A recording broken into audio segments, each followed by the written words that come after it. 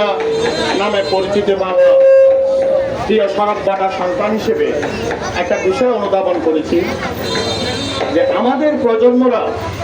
একটা বিভীষিকাময় রাজনৈতিক সংজ্ঞা নিয়ে বড় হচ্ছে, যেখানে রাজনীতি,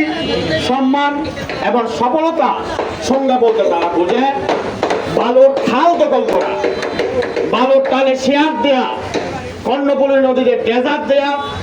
ইটের ভাটা দখল করা, ব্যবসায়ী মানুষের গাছের টাকা কাটিয়ে চাঁদা দাবি করা, মসজিদ দখল করা, প্রতিপক্ষকে সদল বলে প্রতিপক্ষকে ঘায়েল করা, নেতার আশেপাশে ঘুরঘুর করা। তারা যদি জানতো এই সড়ক বাটার মানুষ মহাকাশে নেতৃত্ব দিচ্ছে, এই সড়ক বাটার মানুষ মন্ত্রণালয়ে নেতৃত্ব দিচ্ছে, তারা যদি জানতো এই সড়ক বাটার মানুষ ব্যাংকিং ফিনান্সের নেতৃত্ব দিচ্ছে,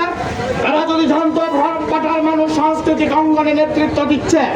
তারা যদি জানতো সড়ক বাটার মানুষ ব্যবসায়িক অঙ্গনে নেতৃত্ব দিচ্ছে, আন্তর্জাতিক মহলে নেতৃত্ব দিচ্ছে, তাদের কাছে এই রাজনীতি, এই রাজনৈতিক সংজ্ঞা, সম্মান, সফলতার সংজ্ঞাটা বদলে যেত। আমার দীর্ঘদিনের এজেন্ডা রাজনৈতিক সহাবস্থানের যে চর্চা তা সফল হতো। আমরা নিশ্চিত হতে পারতাম রাজনীতি মানে পেশি শক্তি নয়, রাজনীতি মানে দখলবাজ নয়, রাজনীতি মানে বালুর খাল দখল নয়, রাজনীতি মানে মসজিদ দখল নয়, রাজনীতি মানে জনকল্যাণ, রাজনীতি মানে রাজনৈতিক সহাবস্থান নিশ্চিত করা, রাজনীতি মানে নিজের অধিকার প্রতিষ্ঠা করা। আজকে রাস্তার মাঝে আমাদের এই ছোট প্রোগ্রাম করতে হচ্ছে, আমি বিনীতভাবে দুঃখিত, আমি আর লম্বায়িত করছি না। এখানে আমাদের দীর্ঘ বক্তা রয়েছেন, আমাদের সংগ্রামী ছাত্ররা তারা রয়েছেন, এখানে বিভিন্ন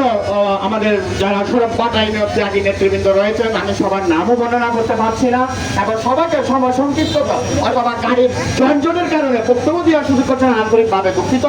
আজকে আমরা এখানে জমায়েত হয়েছি, যার জন্য জমায়েত হয়েছি, সকাল 7টায় জমায়েত হইতে পেরে নিজেকে ধন্য মনে করছি। তিনি আমাদের সাবেক স্বেচ্ছাসেবক দলের সভাপতি এবং এই বিএনপি দুঃসময়ের সময় সাহস করে মামলাকে বরণ করে যিনি ছাত্রবাজার বাজার কল্যাণ কমিটিতে সাংগঠনিক পদে লড়েছিলেন এবং বিপুলপুরে সাংগঠনিক সম্পাদক নিযুক্ত হয়েছিলেন। আমাদের সুখে দুঃখে তিনি সবসময় ছিলেন, আমার সবসময় সুখে আমার দুঃখের সময় যিনি আমার সাথে ছিলেন, আমার প্রিয় ভাই মোহাম্মদ ফুরকান, তাকে সঙ্গে করে ইত্যাদি চত্বর থেকে বাজার পর্যন্ত আসতে পারে